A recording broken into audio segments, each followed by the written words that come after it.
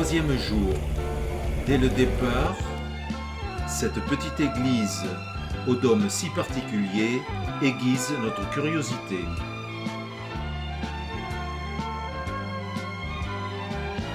Le franchissement du canal de Nantes à Brest s'effectue de nouveau à Gueltas, dont l'église dresse ce surprenant clocher accolé d'une petite tour escalier.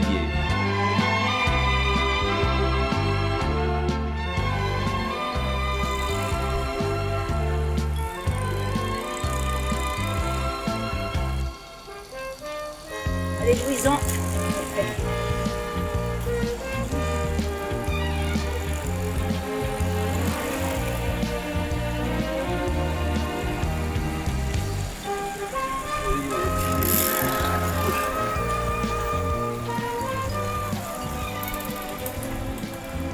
À Noyal-Pontivy, l'église Sainte-Noyal interpelle par son clocher à la base carrée, accolé d'une tourelle polygonale pour en permettre l'accès.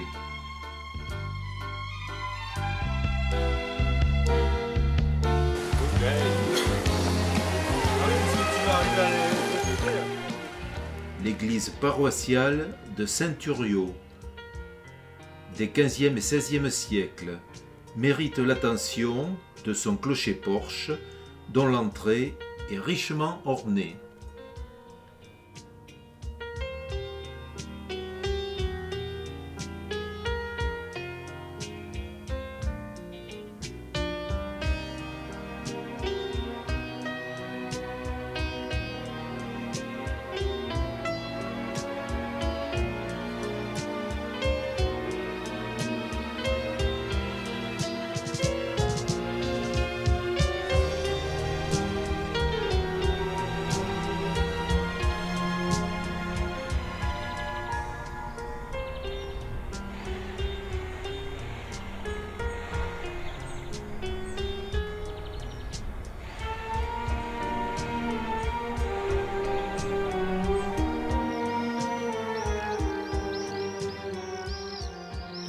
À Pluméliau-Bieuzy, perdue dans la campagne qu'elle domine de ses 46 mètres de haut, l'imposante tour-porche de la chapelle Saint-Nicodème se découvre de loin.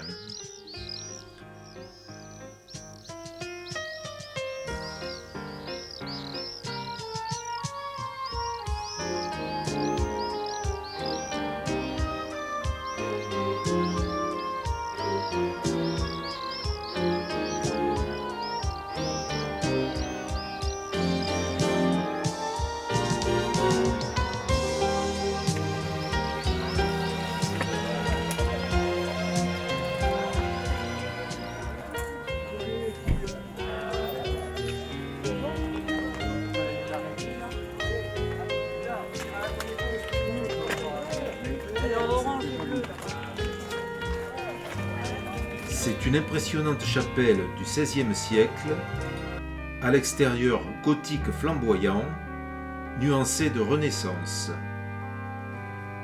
Au pied de la tour massive, surmontée d'une flèche en granit, une fontaine sacrée de 1608 s'écoule dans l'enclos dans 3 bassins de style gothique.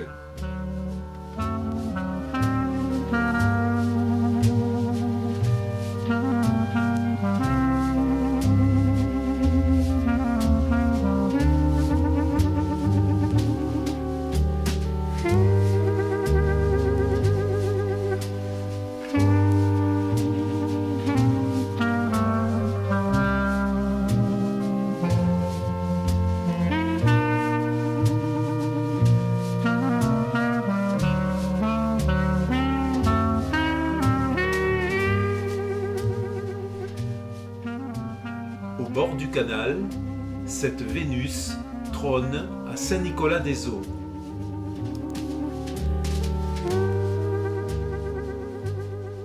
À Bieuzy, le méandre de Castenec, visible depuis ce promontoire, constitue l'un des plus beaux sites de la vallée du Blavet.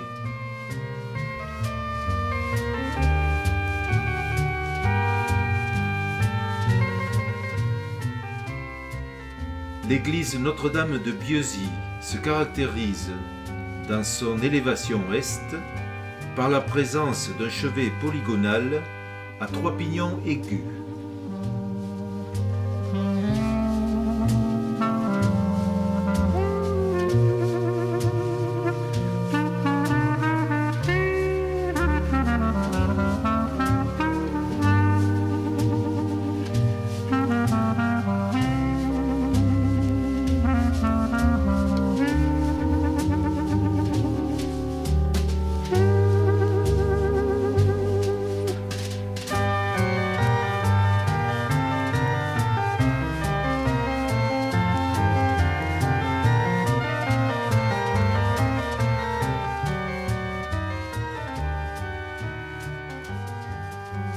La commune de Melleran, dotée d'un riche patrimoine naturel et architectural, nous propose un point d'accueil animé avec des bénévoles toujours vigilants.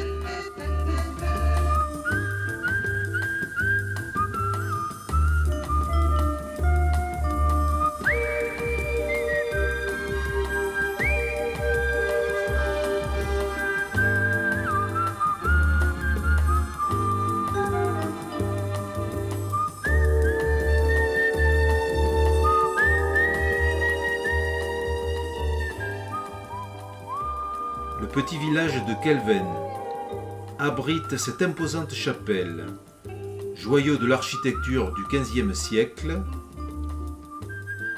Avec sa tour-clocher de 70 mètres de haut, cet édifice, plus connu localement sous le nom de basilique Notre-Dame de Kelven, se dresse au cœur du bourg et reste un haut lieu de pèlerinage.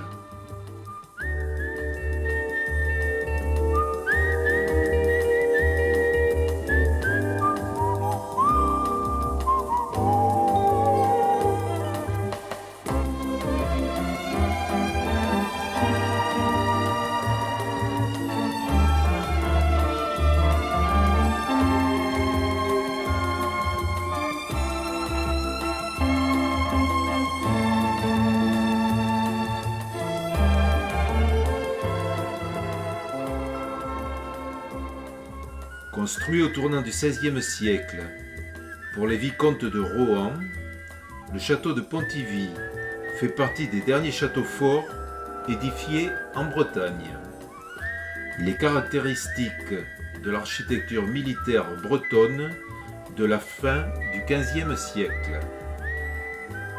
Ses murs épais, ses larges fossés et ses tours massives témoignent d'une architecture qui tente de s'adapter au développement de l'artillerie à feu. À la fonction défensive s'adjoint une attention soutenue pour le confort et la décoration.